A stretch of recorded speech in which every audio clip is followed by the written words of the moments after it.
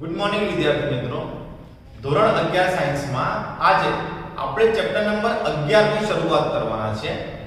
Chapter number 11 નું નામ છે વનસ્પતિમાં વહન. ચેપ્ટર નંબર 11 નું નામ શું છે? વનસ્પતિમાં વહન.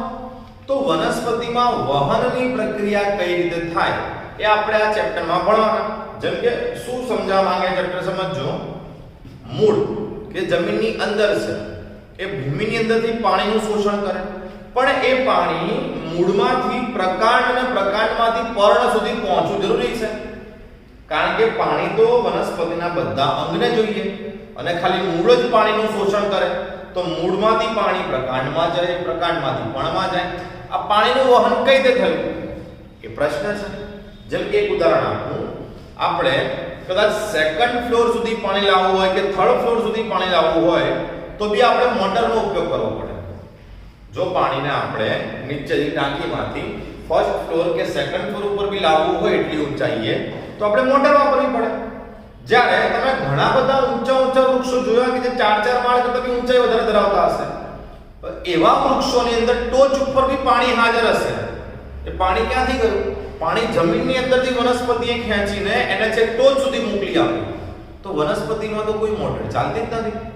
તો વનસ્પતિ એવી કઈ પ્રક્રિયા કરે છે કે જેના કારણે મૂળથી લઈને છે ટોચ સુધી પાણીનું વહન થાય છે?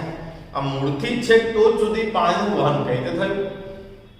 એ જ રીતે ખોરાક. તો ખોરાક કોણ બનાવે? પર્ણ બનાવે. ખોરાક ક્યાં રહેલો? પર્ણમાં રહેલો છે. પણ પર્ણમાંથી એ જે ખોરાક બન્યો એ ખોરાકનું વહન પ્રકાંડ સુધી પણ થાય અને મૂળ સુધી બી થાય. મતલબ ખોરાક જે છે એ ઉપરથી નીચે સુધી કઈ રીતે વહન કરે? ઇન શોર્ટમાં વનસ્પતિની અંદર આવશ્યક દ્રવ્યો પાણી આવી ગયું, ખનિજ આવી ગયું, ખોરાક, ઉત્સેચકો, અંતઃસ્ત્રાવો વગેરેનું વહન થાય. તો આ વહન કઈ રીતે થાય એ આપણો ટોપિક છે. બરાબર, આખા પાઠમાં આપણે આ જ વસ્તુ ભણવાની છે. તો જોઈએ, આપણો ચેપ્ટર છે ચેપ્ટર નંબર 11. 11માં ચેપ્ટરનું નામ છે વનસ્પતિમાં વહન. ચેપ્ટર નંબર 11 જે છે એનું નામ છે વનસ્પતિમાં વહન. હવે સૌથી પહેલો પ્રશ્ન એ છે કે વનસ્પતિમાં શેનું વહન થાય? તો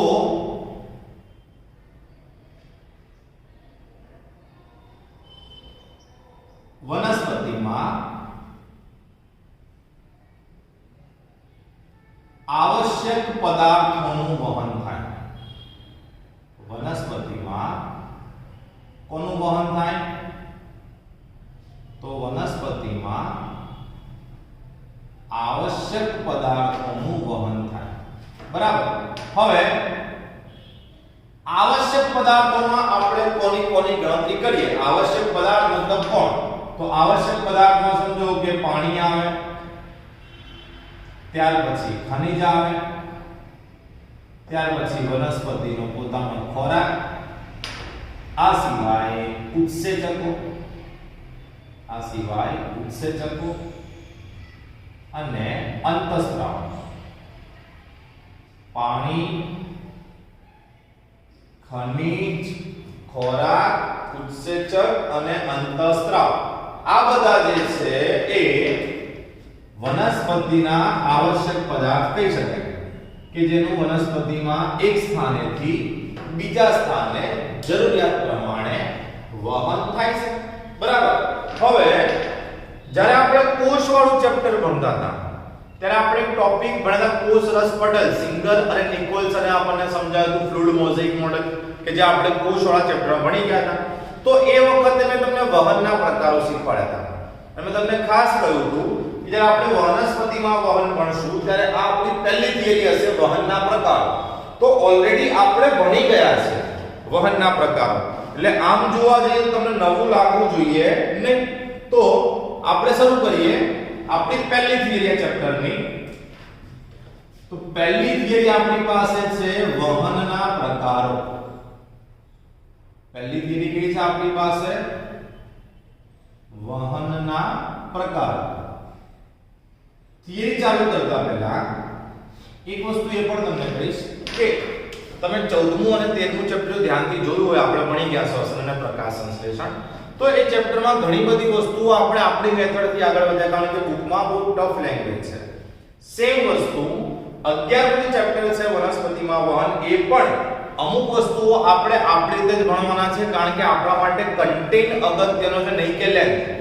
જેમ કે વહનના પ્રકારો આપણે બુકમાં 3 પેજ ભરીને આપ્યા છે, પણ જે બેઝિક કન્ટેન્ટ હોવો જોઈએ એ તો એમાં છે જ મિસિંગ છે, બરાબર. જે સીધી મુદ્દાસર વાત કરી એટલી જો આપી હોત તો ઈઝીલી તમે લોકો સમજી શકો, પણ બુકની અંદર લેંગ્વેજ હજી પણ બહુ શું કે ટફ વાપરી છે. તો આપણે વહનના પ્રકારોને પણ આપણું ચેપ્ટર આપણે આપણી પદ્ધતિ પ્રમાણે ભણવાના છે. હા, એકવાર તમને અહીંયા બોર્ડ ઉપર જે ચલાવું છું ખબર પડી ગઈ તો બુકની અંદરથી વાંચશો તો ક્યાંય તકલીફ પડશે નહીં, પણ સમજવું તમારા માટે જરૂરી છે. જો નથી સમજ્યા તો આ ચેપ્ટર જે છે એની અંદર બી તમારે હેરાન થવું પડશે. જેમ 13મું અને 14મું ચેપ્ટર જો સમજ્યા હોય તો જ કામનું, બાકી વાંચીને નહીં આવડે, એમ આ ચેપ્ટર બી તમારે સમજવું પડશે. સમજશો તો બધા જ પ્રકારના MCQ તમે સરળતાથી સોલ્વ કરી શકશો. તો જોઈએ આપણે ટોપિક છે આપણો વહનના પ્રકાર, બરાબર. તો આપણે આગળ ભણી ગયા હતા એ છતાં ફરીથી લખી દઉં, વહનના મુખ્ય 3 પ્રકારો છે. વહનના મુખ્ય 3 પ્રકાર છે. પહેલું પ્રસરણ, બીજું સાનુકૂલિત પ્રસરણ, પહેલું પ્રસરણ, બીજું સાનુકૂલિત પ્રસરણ અને ત્રીજું સક્રિય વહન. પહેલું પ્રસરણ, બીજું સાનુકૂલિત પ્રસરણ અને ત્રીજું સક્રિય વહન. તો પહેલા આપણે વાત કરીએ પહેલો પ્રકાર. પહેલો પ્રકાર જે છે એ કયો છે? તો પહેલો પ્રકાર છે પ્રસરણ. પહેલો પ્રકાર કયો છે? તો પહેલો પ્રકાર છે પ્રસરણ.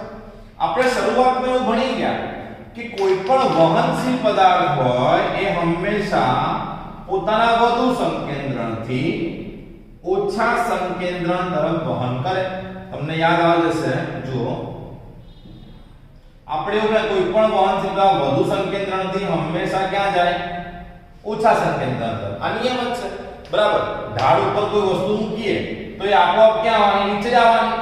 એના માટે આપણે કોઈ શક્તિ આપવી પડે ના, તાકાત બળ કઈ લગાડવું પડશે? લગાડવું પડશે. એ આપોઆપ ક્યાં આવશે? નીચે આવી જશે. આ ઘટનાને શું કહેવામાં આવે? પ્રસરણ, બરાબર. તો પ્રસરણની વ્યાખ્યા લખીએ. પ્રસરણની વ્યાખ્યા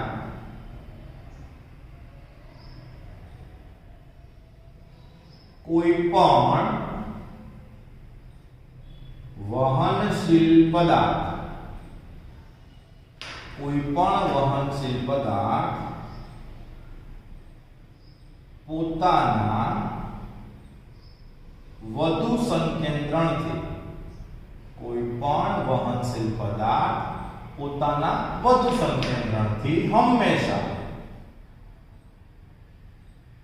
ઓછા સંકેન્દ્રણ તરફ, હંમેશા ઓછા સંકેન્દ્રણ તરફ ગતિ કરે છે. ઓછા સંકેન્દ્રણ તરફ ગતિ કરે છે, જેને પ્રસરણ તરીકે ઓળખવામાં આવે છે. રિપીટ, કોઈ પણ વહનશીલ પદાર્થ પોતાના વધુ સંકેન્દ્રણથી ક્યાં ગતિ કરશે? ઓછા સંકેન્દ્રણ તરફ, જેને આપણે શું કહીએ છીએ? પ્રસરણ કહે છે. બીજું, પ્રસરણ ઢોળાંશની દિશામાં થાય કે વિરુદ્ધ દિશામાં થાય?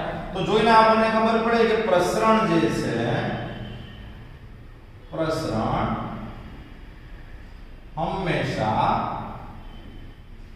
ઢોળાંશની દિશામાં થાય.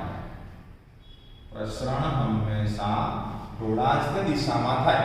બીજું, આમાં કઈ શક્તિ વપરાય? તો ના, અહીંથી બધા સીધું નીચે આવી જશે. એમાં ક્યાંય કોઈ શક્તિ વપરાય નથી, કારણ કે જ્યારે જ્યારે બળ વધુથી ઓછા તરફ થાય તો એ ઢાળની દિશામાં, જ્યારે ઢાળની દિશામાં વહન થાય તો શક્તિ વપરાવાની નથી. એટલે કે અહીંયા શક્તિ ઇટ મીન્સ કે આપણે ટીપી કહી દઈએ તો શક્તિ વપરાતી નથી. ચલો, ઓકે. આ તે પ્રસરણની બેઝિક વાત. બીજું, પ્રસરણમાં ગતિ ક્યારેય પણ આયોજનયુક્ત હોતી નથી. ફોર એક્ઝામ્પલ તરીકે આપણે ફુગ્ગામાં હવા ભરી, હવે ફુગ્ગાની અંદર હવાનું દબાણ વધારે ને બહાર ઓછું છે, જ્યારે આપણે ફુગ્ગાનું મોઢું ખોલી દઈએ તો હવા બહાર આવી જશે. હવે એવું ફિક્સ ના હોય કે હવા આમ જ જશે કે હવા આમ જ જશે, હવા કોઈ પણ દિશામાં જશે. મતલબ જ્યારે અણુઓનું પ્રસરણ થાય ત્યારે એની ગતિ આયોજનયુક્ત હોતી નથી, પ્રસરણ કોઈ પણ દિશામાં થઈ શકે. તો લખી દઈએ અહીંયા આપણે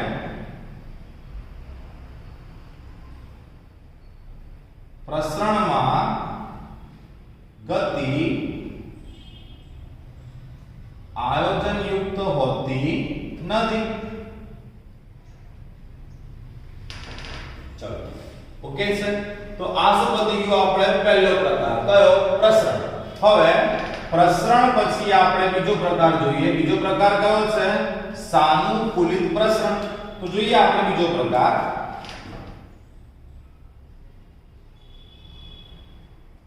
બીજો પ્રકાર છે સાનુકૂલિત પ્રસરણ. ઓકે, હવે સાનુકૂલિત પ્રસરણ જે છે એ બી આપણે કોષવાળા ચેપ્ટરમાં સમજી ગયા હતા. આપણે કોષવાળા ચેપ્ટરમાં કોષ સ્તર ભણ્યા હતા. ત્યાં આપણે જો કોષ સ્તર જે છે એ લિપિડ અને પ્રોટીન નું બનેલું હોય, જેમાં લિપિડ નું દ્વિસ્તરીય આવરણ બનેલું છે. ઓકે, હું આપકો આમ સમજાવી દઉં છું. જેમ કે અહીંયા લિપિડ, તો અહીંયા લિપિડ નું શીર્ષ, અહીંયા એની પૂંછડી, પછી અહીંયા લિપિડ, તો એની પૂંછડી. જો તમને યાદ આવશે, ના યાદ આવે તો એકવાર કોષ રસ પટલ જે છે એ જરા જોઈ લો. બરાબર, અત્યારે રફલી આપણે દોરી દઉં ખાલી. માન લો કે આ કોષ રસ પટલ છે, બરાબર, અને અહીંયા કોઈ દ્રવ્યનું સંકેન્દ્રણ વધારે છે, તો એ બહારથી અંદર જવો જોઈએ. પણ એમાં કન્ડિશન હતી, જો આપેલો પદાર્થ લિક્વિડમાં દ્રાવ્ય હોય તો કોષ રસતર એના માટે પ્રવેશિત છે, મતલબ એ આરામથી અંદર આવી શકશે. પણ જો આપેલો પદાર્થ જલ અનુરાગી હોય તો એ કોષ રસ પટલમાંથી પ્રવેશ પામી શકતો નથી, કારણ કે જલ અનુરાગી પદાર્થ માટે આપણો કોષ રસતર અપ્રવેશિત છે, એવું આપણે ભણી ગયા હતા. તો આપણે એવું પણ ભણ્યું કે આવા સંજોગોમાં કોષ રસ પટલમાં પ્રોટીન આવેલા હોય, આ પ્રોટીન વહન માટે માર્ગ બનાવી આપે.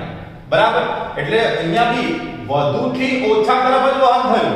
વહન ક્યાંથી ક્યાં થયું? વધુથી ઓછા તરફ. પણ આપણે પ્રોટીનની મદદ લેવી પડી, માટે આને નામ આપણે શું આપ્યું? સાનુકૂલિત પ્રસરણ. આવું આપણે આગળ ભણી ગયા છીએ. એકવાર ફરીથી મેં તમને બેઝિક કન્સેપ્ટ જે રિપીટ કરાવી દો. તો લખીએ સાનુકૂલિત પ્રસરણની વ્યાખ્યા. લિપિડમાં દ્રાવ્ય પદાર્થ માટે, લિપિડમાં દ્રાવ્ય પદાર્થ માટે કોષ રસતર, લિપિડમાં દ્રાવ્ય પદાર્થ માટે કોષ રસતર પ્રવેશશીલ છે. પરંતુ જલ અનુરાગી પદાર્થ માટે, જલ અનુરાગી પદાર્થ માટે કોષ રસતર, પરંતુ જલ અનુરાગી પદાર્થ માટે કોષ રસતર અપ્રવેશિત છે. જલ અનુરાગી પદાર્થને કોષ રસતર અંદર આવવા દેતું નથી. તો આવા પદાર્થનું વહન કેવી રીતે કરાવવાનું? તો લખીશું આપણે કે જલ અનુરાગી પદાર્થોના વહનમાં, જલ અનુરાગી પદાર્થોના વહનમાં આપણને પ્રોટીન મદદ કરે છે, જેને આપણે વાહક પ્રોટીન કહીશું. વાહક પ્રોટીન મદદ કરે છે. આવા વહનને, જ્યારે વાહક પ્રોટીન મદદ કરે છે, આવા વહનને આપણે સાનુકૂલિત પ્રસરણ કહીએ છીએ. આવા વહનને શું કહીશું આપણે? સાનુકૂલિત પ્રસરણ કહે છે.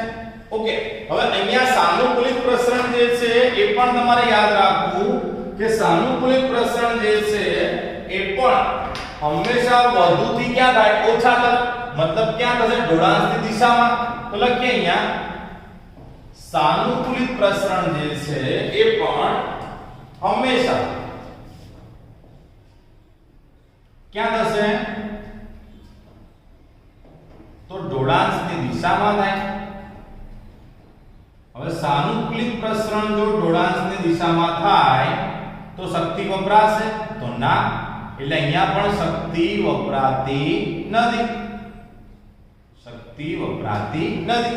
હવે અહીંયા એક મોસ્ટ આઈએમપી એમસીક્યુ છે જે આપણને પરીક્ષામાં પૂછાઈ શકે. બરાબર, માની લો કે એક કોષ રસ પટલમાં 10 વાહક અણુ છે.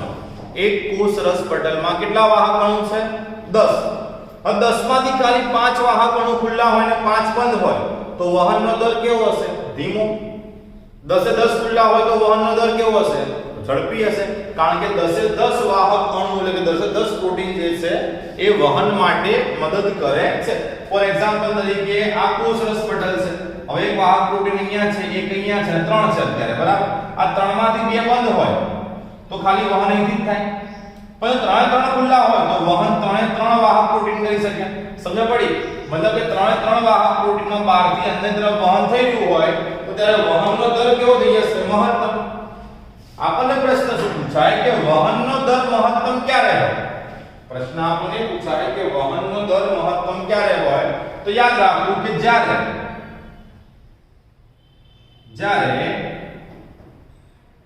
બધા વાહક પ્રોટીન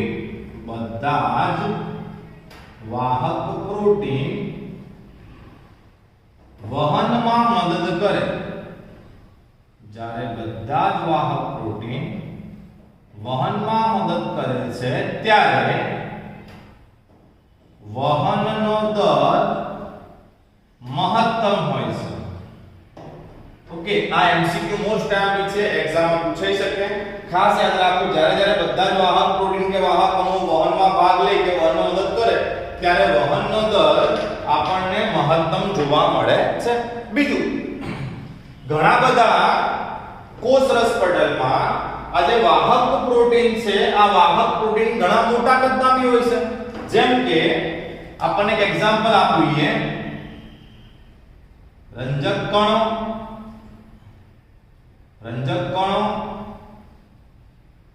કણાભસૂત્ર અને બેક્ટેરિયા બરાબર હું લખી દઉં જીવાણુ. ઓકે, આ રંજક કણો,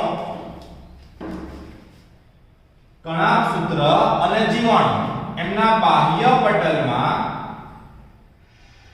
રંજક કણો, કણાભસૂત્ર અને જીવાણુના બાહ્ય પટલમાં, ફરીથી રંજક કણો, કણાભસૂત્ર અને જીવાણુના બાહ્ય પટલમાં પોરિન્સ નામનો વાહક અણુ રહેલો છે. પોરિન્સ વાહક અણુ તરીકે છે જે ઘણા મોટા કદના ઘટકોને પણ રંજક કણો, કણાભસૂત્ર અને જીવાણુમાંથી પસાર થવા દે છે. તો આ એમસીક્યુ માં પૂછાય છે કે પોરિન્સ ક્યાં આવેલો હોય? તો ક્યાં આવેલો હોય? રંજક કણ, કણાભસૂત્ર અને જીવાણુના બાહ્ય પટલમાં જોવા મળે છે. તો આની સાથે આ આપણું સાનુકૂલિત પ્રસરણ જે છે એ પણ પૂરું થયું. શું પૂરું થઈ ગયું? આવ્યું સાનુકૂલિત પ્રસરણ. હવે ત્યાર પછી ત્રીજો અને છેલ્લો પ્રકાર. તો ત્રીજો અને છેલ્લો પ્રકાર આપણી પાસે છે સક્રિય વહન. ત્રીજો અને છેલ્લો પ્રકાર કયો છે? સક્રિય વહન. તો જોઈએ આપણે સક્રિય વહનમાં શું હોય. જો અહીંયા બંને કિસ્સામાં એટલે કે પ્રસરણમાં અને સાનુકૂલિત પ્રસરણમાં વહન વધુથી ક્યાં લઈ જઈએ? ઓછા તરફ. પણ સક્રિય વહનમાં ઊંધી ઘટના બને. ઓછાથી વહન ક્યાં થાય? વધુ તરફ. હવે ઓછાથી વહન જ્યારે વધુ તરફ થતું હોય તો આ ઢોળાંશની કઈ દિશા કહેવાશે? વિરુદ્ધ. એટલે અહીંથી તમારે જો ઉપર લઈ જવું હોય તો શું આપવી પડશે? શક્તિ આપવી પડશે. સમજ પડી? તો વ્યાખ્યા લખીએ આપણે. સક્રિય વહન કોને કહેવાય? સક્રિય વહન એટલે કે ઓછા સંકેન્દ્રણથી વધુ સંકેન્દ્રણ તરફ વહન થાય. ઓછા સંકેન્દ્રણથી વધુ સંકેન્દ્રણ તરફ વહન થાય તો તેને શું કહેવામાં આવે? સક્રિય વહન. સક્રિય વહન જે છે એ હંમેશા ઢોળાંશની વિરુદ્ધ દિશામાં થાય. સક્રિય વહન ક્યાં થાય? ઢોળાંશની વિરુદ્ધ દિશામાં. અને ત્રીજું, સક્રિય વહનમાં હંમેશા એટીપી એટલે કે શક્તિ વપરાય છે. સક્રિય વહનમાં હંમેશા એટીપી એટલે કે શું વપરાય છે? શક્તિ વપરાય છે. તો અહીં વહનના ત્રણે ત્રણ પ્રકાર જે છે એ આપણા પૂરા થયા. કયા કયા? એક તો પ્રસરણ, બીજું સાનુકૂલિત પ્રસરણ અને ત્રીજું સક્રિય વહન. એમાં શક્તિ ખાલી અને ખાલી ક્યાં વપરાય? સક્રિય વહનમાં. કારણ કે સક્રિય વહનમાં જ વહન ક્યાંથી ક્યાં થાય? તો ઢોળાંશની વિરુદ્ધ દિશામાં એટલે ઓછાથી વધુ તરફ વહન થાય છે. ઓકે, તો આની સાથે વનસ્પતિ વહનની અંદર આપણો પહેલો ટોપિક જે છે એ પૂરો થયો. વનસ્પતિના વહનમાં આપણો પહેલો ટોપિક કયો છે? તો પહેલો ટોપિક વહનના પ્રકારો. આ વહનના પ્રકારો જે છે એ આપણે પૂરા કર્યા. હવે વહનના પ્રકારો પછી બુકમાં તમે ત્રણ નાની વ્યાખ્યા આપી છે: સિમ્પોટ, યુનિપોટ અને એન્ટીપોટ. તો આપણે વ્યાખ્યાઓ ભણીએ. એ પહેલા કોઈને સ્ક્રીનશોટ લેવો હોય તો સ્ક્રીનશોટ લઈ લો. ઓકે, ચલો તો આપણે વ્યાખ્યા જોઈએ. નાનકડી વ્યાખ્યા છે, ઈઝીલી આવડી જશે. આપણને બુકમાં ત્રણ વ્યાખ્યા આપી છે: સિમ્પોટ, એન્ટીપોટ અને યુનિપોટ. બરાબર? તો આ વ્યાખ્યાનો અર્થ શું થાય સમજો. હું તમને અહીંયા ખાલી વ્યાખ્યા સમજાવું છું. લખવાની તમારે બુકમાંથી છે. માન લો કે આ કોઈ કોષનું કોષ રસ પટલ છે. આ કોઈ કોષ જે છે એનું શું છે? તો કોઈ કોષનું કોષ રસ પટલ છે.